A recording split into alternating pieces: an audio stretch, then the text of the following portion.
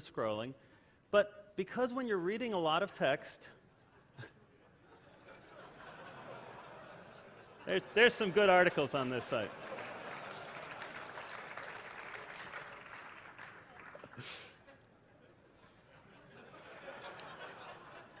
Now, when you're reading a lot of text, there's nothing quite as frustrating as having to keep touching the screen to keep reading it. So now that we're sideways, we use the gesture area to let you automatically, or to let you not automatically, but by your gestures, advance page by page without having to cover what you're reading. So I can just give it a flick, and you read to the next page. Your gestures aren't impeding your reading. Of course, if I want to go back to portrait mode, I just rotate the device back up, and we turn it back just like that.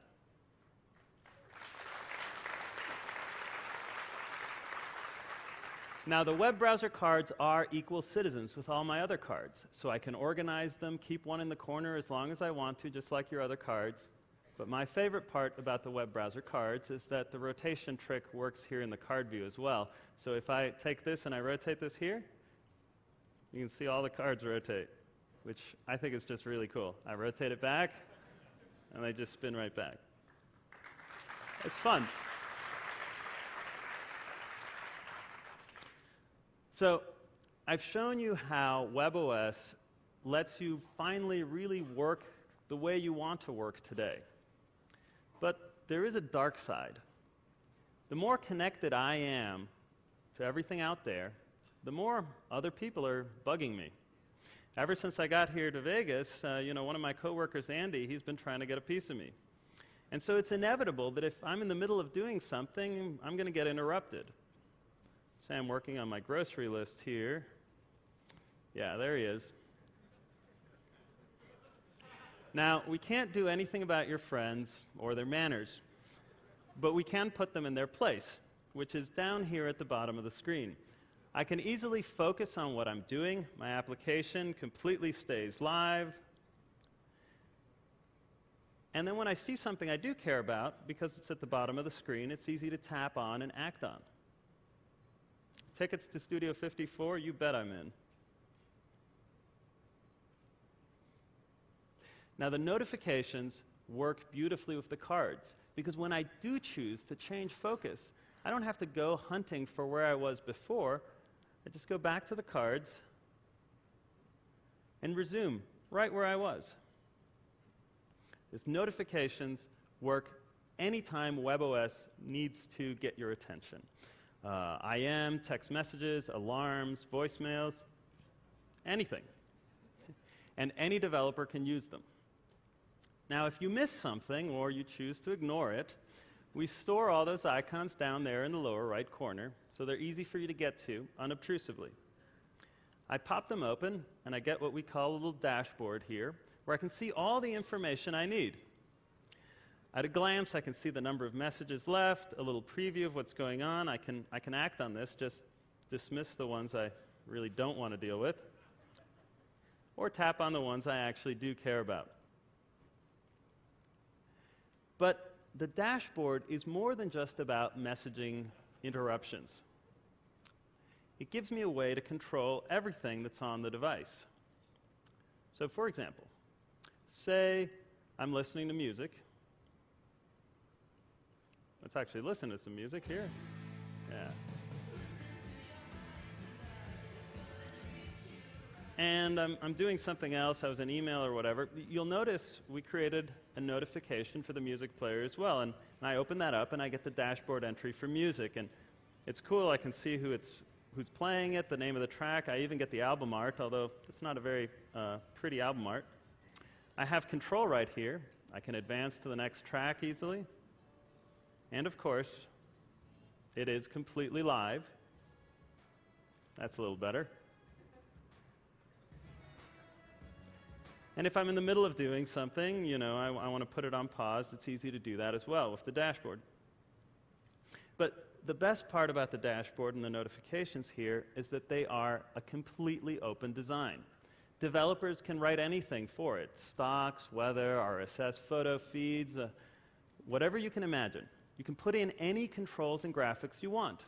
It's just CSS, HTML, and JavaScript like every other app I've shown you now. Now, this principle of control is so important to us that we apply it even to the most urgent alarms. On any other device, if it decided there was something really important going on, like maybe a party after a demo or something like that, it would get all completely in your face. It would cut off what you were doing. But Palm will never do that. Even the most urgent applications happen down there at the bottom. So if I'm writing my list of stuff here, you can see the application itself resizes to use the available space. It stays completely live. I can finish my thought, and then when I'm ready, I can deal with the notification.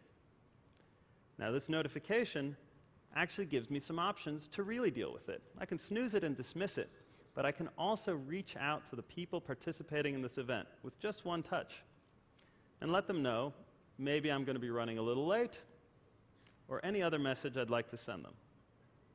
So just like that. The big notifications are also completely open in design, so I can't wait to see what kinds of stuff developers are going to put in them. I've shown you a lot. I've shown you cards, which is a completely new metaphor for managing multiple activities on mobile. I've shown you contacts, calendar, email, and messaging, all in synergy with the web, and an awesome web browser for the rest of the web.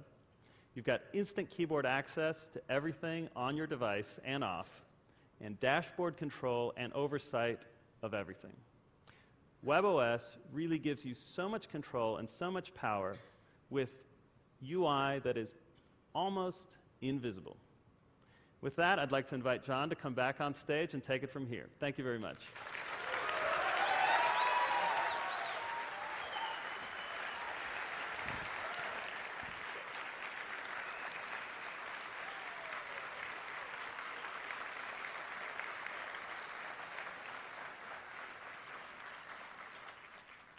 Thank you, Matthias.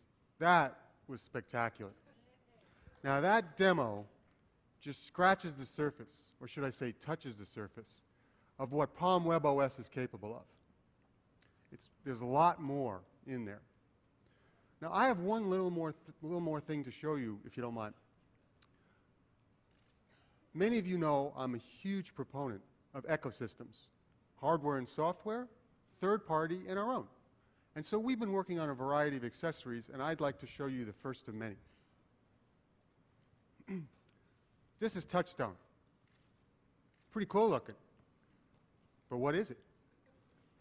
Well, you put it on your desk, you plug it in the wall, you drop your pre on it, and it gives you wireless charging using inductive technology.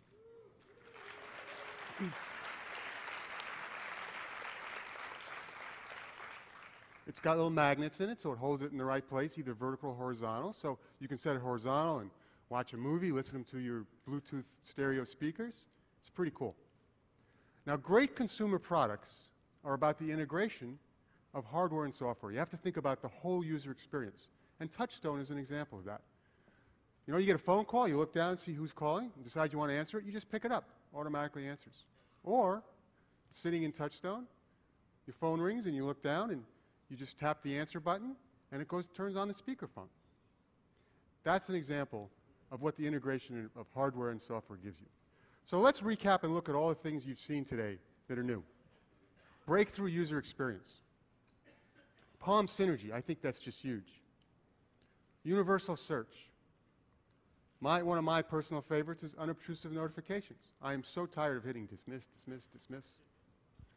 And then be able to do multiple activities at once. Be able to take an interrupt, deal with it, and then go back to where you left off.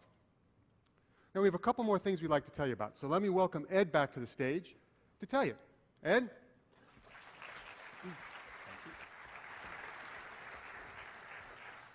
I love Touchstone. It's so cool. You just put this thing down and just boop, and starts charging. And a lot of fun. Well, you might be wondering, hey, how does Pre fit into the marketplace here? How does it compete? And frankly, we think it's got the combination kind of perfectly balanced. You know, it's not just for work. It's got an incredible keyboard and great email and all kinds of capabilities there. It's not just for play. It can do video and music, and it's fun to play with. We think it's the one